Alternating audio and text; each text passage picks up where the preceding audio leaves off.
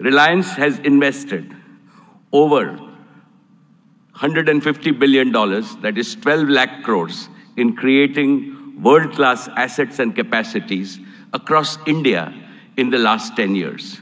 Of this, more than one-third has been invested in Gujarat alone.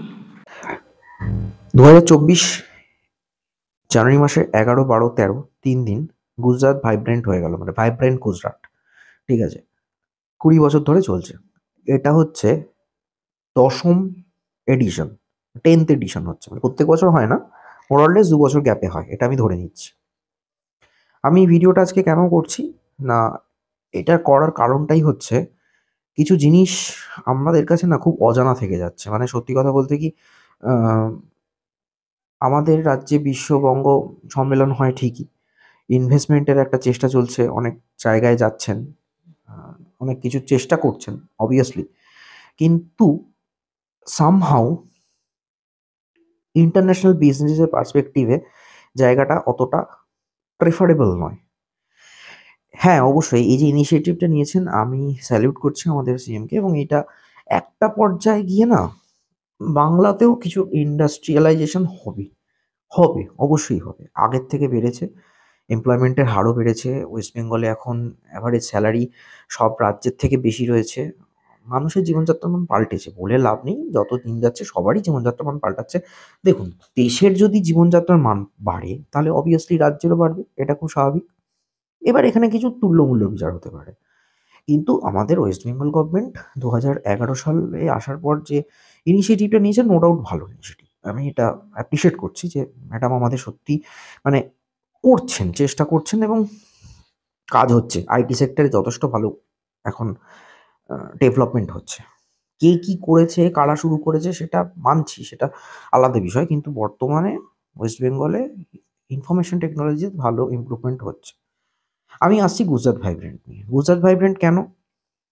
Vibrant Gujarat হচ্ছে প্রথম একটা রাজ্যের ইনিশিয়েটিভ ছিল 20 বছর আগে, যেখানে ইন্টারন্যাশনাল একটা বিজনেস সামিট করা হবে, ইন্টারন্যাশনাল বিজনেসম্যানদের ডাকা হবে এবং এখানকার রাজ্যের পরিকাঠামোগুলো বোঝানো হবে যে আপনারা আসুন, এখানে ইনভেস্ট করুন, এই আমরা ফিচার্স দেবো, এই ওয়ান সিঙ্গেল উইন্ডোতে আপনারা অ্যাপ্লিকেশন করতে পারেন, এবং এইভাবে আপনারা যদি যান তাহলে আপনারা এখান থেকে মুনাফা পাবেন। এই দেশের, এই রাজ্যের এই ব্যাপার রয়েছে, মোরাললেস দেশের উন্নতিতে গুজরাতে কতটা অবদান রয়েছে, এই জিনিসটার উপর বেস করেই হয় vibrant Gujarat. Most respected Prime Minister Shri Narendra Bhai, Honorable Chief Minister Bhupendra Bhai Patel ji, distinguished guests and dignitaries from all over the world, ladies and gentlemen, welcome to Gujarat and the 10th Vibrant Gujarat Summit, the most prestigious investor summit in the world today. No other summit of this kind has continued for 20 long years and going from strength to strength. This is a tribute to our Prime Minister, Shri Narendra Bhai Modi's vision and consistency. I have been one of the fortunate few to have participated in every single edition of Vibrant Gujarat. শুরু করেছিলেন নরেন্দ্র মোদী যখন উনি ওই রাজ্যের CM ছিলেন। এখন প্যাটেল সাহেব রয়েছেন, যাই হোক। তো এই ব্যাপারটা, ট্র্যাডিশনটা শুরু করেছিল ফার্স্ট গুজরাট, দেন তারপর তেলেঙ্গানা, মহারাষ্ট্র, অন্যান্য রাজ্যগুলো করে, আমাদের ওয়েস্ট বেঙ্গলও করছে। পিছিয়ে পড়া রাজ্যের মধ্যে ঝাড়খণ্ড, তারাও করে। যাই হোক, কথার কথা, পিছিয়ে পড়া হলেও এখন এই মুহূর্তে ওয়েস্ট বেঙ্গলের থেকে এগিয়ে রয়েছে। এবার বর্তমান অবস্থার পরিপ্রেক্ষিতে আমাদের রাজ্যের এই মুহূর্তে এমপ্লয়মেন্টের হার বলুন, পারিপার্শ্বিক পরিস্থিতি বলুন, সেটা কিছুটা ইম্প্যাক্ট ফেলছে। বাট চেষ্টা করছেন আমাদের রাজ্যটাকেও এগিয়ে নিয়ে যাওয়ার জন্য। আমি এই বছর গুজরাট ভাইব্রেন্টের কিছু জিনিসপত্র ঘাঁটছিলাম, ঘাঁটতে সেটা দেখলাম, রিলায়েন্স ইন্ডাস্ট্রির যে মালিক, তিনি একজন গুজরাটি, থাকেন মহারাষ্ট্রে, জেড ক্যাটাগরি নিরাপত্তা পান এবং দেশের প্রথম 5 জনের মধ্যে একজন ধনী ব্যক্তি। কেন ধনী ব্যক্তি? ওনারা কিন্তু বেসিক্যালি ব্যবসা করেন, আর দেশের জন্য কিন্তু বিশেষ কিছুটা করেন না। দেশের অবদানে, মানে লাইক কিছু একটা ডিজাস্টার হয়ে গেল বা ইন্ডিয়ান আর্মিকে আমি ফ্রিতে ট্রাক বিলি করছি টাটার মতো, সেরকমও করে না। যাই হোক, টাটা যেমন যা করেন তার ম্যাক্সিমামটাই ডোনেট করেন, সমাজের এসডিজি প্রকল্পটা ওদের অনেক হাই চলে, রিলায়েন্সের অতটা চলে না। তাও আমি কিছু জিনিস ডিসকাস করছি। রিলায়েন্স ইন্ডাস্ট্রি এই বছর গুজরাটে টোটাল নেক্সট 10 বছরের জন্য 7 লক্ষ কোটি টাকা ইনভেস্টমেন্ট করেছে, যার মধ্যে ওরা এখন এই মুহূর্তে কি করছে না, রিয়েল এস্টেটের বিজনেসে যুক্ত হয়েছে এবং এখানে সবটাই গ্রিন এনভায়রনমেন্টের টার্গেট নিয়ে চলছে। এই এই ব্যাপারটা কিন্তু এই বছরই গুজরাটে স্টার্ট করলো। How did this transformation happen? Because of one leader, our beloved leader who has emerged as the greatest global leader of our times. And he is Shri Narendra Bhai Modi, the most successful Prime Minister in India's history. Most respected Shri Narendra Bhai Modi ji, when you speak, the whole world not only listens but applauds you. My friends abroad ask me, what is the meaning of the slogan millions of Indians are chanting, Modi hai to mumkin hai? I tell them, it means India's Prime Minister makes the impossible possible with his vision, determination, and execution. They agree and they also say, Modi hai to mumkin hai. আমি কেন এই ফোকাসটা দিচ্ছি যে হঠাৎ করে vibrant Gujarat নিয়ে এতটা আমি বলতে শুরু করলাম কেন? দেখুন, কয়েকটা জিনিস একটু বলি। সেটা হচ্ছে আমাদের দেশের মধ্যে একমাত্র গুজরাটি যারা প্রথম এই বিজনেস সামিট স্টার্ট করেছিল, তারা এই বছর প্রথম গ্রিন এনভায়রনমেন্ট বা গ্রিন সার্কুলার ইকোনমি অথবা গ্রিন টেকনোলজির ওপর ফোকাস দিয়েছে, যার জন্য যারা ইনভেস্ট করবে তারাও চাইবে সবটাই গ্রিন এনভায়রনমেন্ট সাস্টেনেবিলিটি রেসপেক্টে চলে, অর্থাৎ কার্বন এমিশনটা কম হবে, রিনিউয়েবল এনার্জিটা ম্যাক্সিমাম ইউজ হবে, রিসাইকেল প্রসেসটা বেশি চলবে, অর্থাৎ একই জিনিসকে বারবার করে ইউজ করার চেষ্টা করা হবে যাতে কি না খরচটা কম হয়, অপারেশন কস্ট কমাতে হবে। এবার গ্রিন ইকোনমি যদি আমরা ইউজ করি তাহলে ডিজিটালাইজেশনটা ম্যাক্সিমাম ক্ষেত্রে হবে, ক্যাশ ট্রানজাকশনটা কমাতে হবে বলেছে। তার সাথে যেটা বলেছে একটা, যে এখানে ইনফ্রাস্ট্রাকচার ডেভেলপমেন্টের ক্ষেত্রেও আমরা গ্রিন সার্কুলার ইকোনমিটাই মানে গ্রিন এনভায়রনমেন্টাই প্রসেসটা অ্যাপ্লাই করব, যেটা রিলায়েন্স গোষ্ঠী শুরু করছে। তার সাথে কী করেছে, জিও 5G পুরো স্টেট জুড়ে অ্যাপ্লাই করে দেবে। এবার সেক্ষেত্রেও এটা পুরো গ্রিন টেকনোলজিটাই অ্যাপ্লাই করা হচ্ছে। এর সাথে যেটা মেন সেটা হচ্ছে গ্রিন এনার্জি তৈরি করবে, অর্থাৎ এখানে এমনভাবেই করা হবে যে সেটা পরিবেশ বান্ধব হবে, কোনোভাবেই পরিবেশ দূষণ করবে না। চেষ্টা করা হবে hydel energy, solar panel, wind energy এগুলো বেশি মাত্রায় তৈরি করা, এবং রাজ্যের চাহিদার 50% মেটাবে রিলায়েন্স। এই মেন বক্তব্যটা কিন্তু এবছর আদানি গোষ্ঠীর সাথে এরাও কাজ করবে, একইভাবে চার্জিং স্টেশন তৈরি করবে। কেন বলছি না, আদানি গোষ্ঠীও এই গ্রিন টেকনোলজির উপর কাজ করছে, তারা ইলেকট্রিক ভেহিকেলের চার্জিং পয়েন্ট বানাচ্ছে। সিমিলার ওয়েস্ট বেঙ্গলও যেমন প্রায় 10,000 বানাবে আদানি, 5,000 বানাবে টাটা, 15,000 বানাবে রিলায়েন্স ওয়েস্ট বেঙ্গলেতে। কেন? আমাদের সিএম এর মতো অ্যাকচুয়ালি আমাদের পিএম, যিনি ইন্টারন্যাশনাল নেতা, ভাই বলে লাভ নেই, উনি ইন্টারন্যাশনাল নেতা। কেউ কেউ যদি বলে যে এই সরকার আসার পর মানুষের খরচ অনেক বেড়ে গেছে, তেলের দাম কমছে না, এটা সেটা অনেকগুলো কথা আছে। এইগুলো বলতে গেলে ভিডিও অনেক লং হয়ে যাবে, আমি সে বিষয়ে পরে কথা বলছি। প্রধানমন্ত্রী একটা জিনিস বলেছেন যে যেভাবেই হোক আমাদেরকে সাস্টেনেবল এনার্জির ওপর ফোকাস করতে হবে, আমাদের গ্রিন এনার্জির ওপর বেশি ফোকাস করতে হবে, রিনিউয়েবল এনার্জি বেশি তৈরি করতে হবে। কেন? কয়লার যোগান কমে আসছে, পেট্রোল ডিজেলের আমদানি কমাতে হবে, নইলে সেখান থেকে যতই ভারত স্টেজ 5, 6, 7, 8 বানাক, আলটিমেটলি তো পেট্রোলের ইউজেসটা হচ্ছে। তাই বেশি করে ইলেকট্রিক ভেহিকেলসের ওপর ফোকাস দেওয়া হচ্ছে, ইলেকট্রিক ভেহিকেল কিনতে বলা হচ্ছে, ট্যাক্সেশন পলিসিতে ছাড় দেওয়া হবে, অনেক কিছু সুবিধা দেওয়া হবে।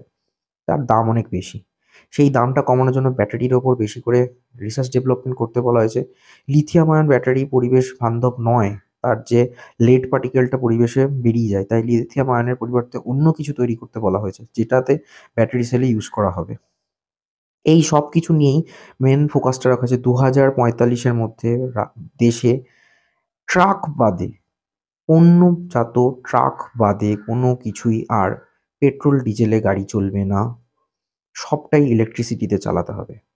তার সাথে আমাদের গ্রিন এনার্জির ওপর বেশি ফোকাস করতে হবে।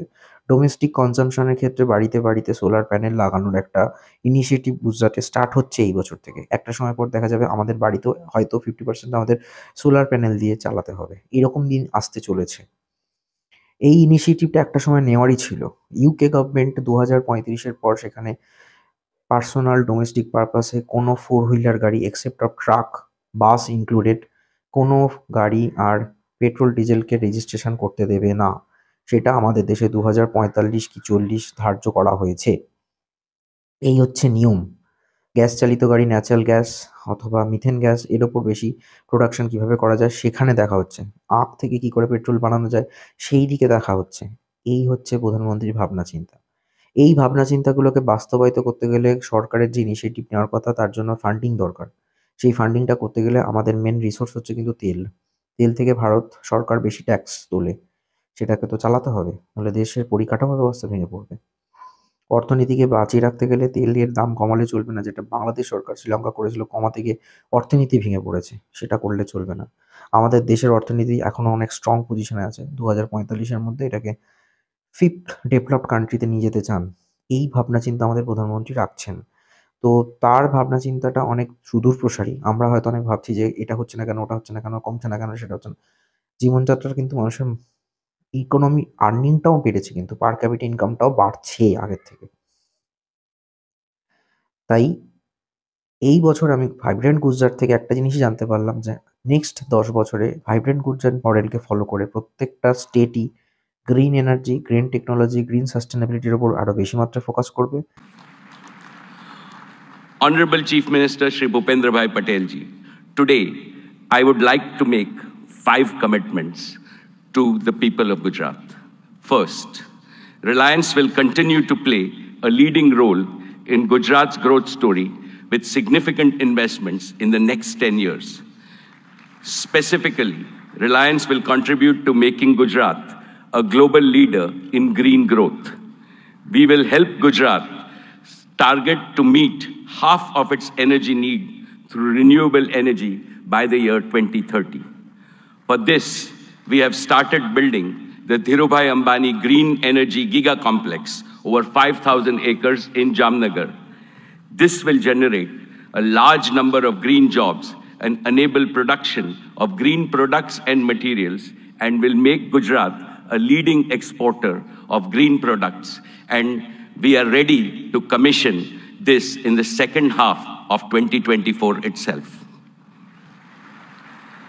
Second, Reliance Jio completed the fastest rollout of 5G infrastructure anywhere in the world. Today, Gujarat is fully 5G enabled, something that most of the world does not yet have. This will make Gujarat a global leader in digital data platforms and AI adoption. 5G-enabled AI revolution will make Gujarat's economy more productive, more efficient, and more globally competitive. Besides generating millions of new employment opportunities, it will produce AI-enabled doctors, AI-enabled teachers, and AI-enabled farming, which will revolutionize healthcare, education, and agricultural productivity in the state of Gujarat.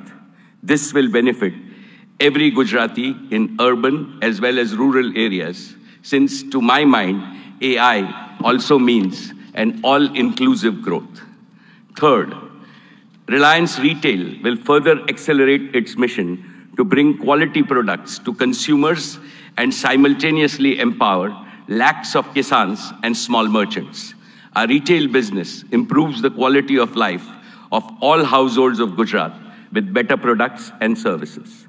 Fourth, Reliance will make Gujarat a pioneer in new materials and the circular economy. As a first step, Reliance is setting up India's first and world-class carbon fiber facility at Hazira.